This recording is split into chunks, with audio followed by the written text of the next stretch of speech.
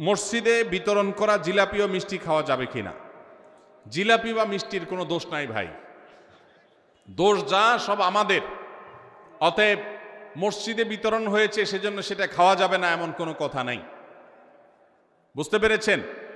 তবে সাধারণত মৃত মানুষের জন্য দোয়া করে, দোয়া করাইয়া, হাদিয়া, টাকা পয়সা, বিনিময় যাই দেওয়া হয় সেটা দেওয়া নেওয়া জায়েজ নয়। আপনি এমনি মসজিদে গেছেন, আপনি ওই সমস্ত কিছুতে নেই, শুধু জিলাপিটা খাইছেন, কোনো অসুবিধা নেই।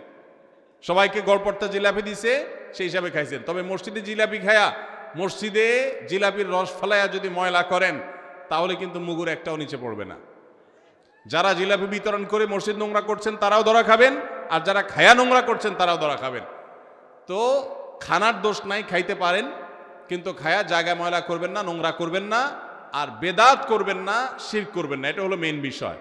মিষ্টি বা জিলাপি খাইলেন কি খাইলেন না, এটা কোনো গুরুত্বপূর্ণ বিষয় না।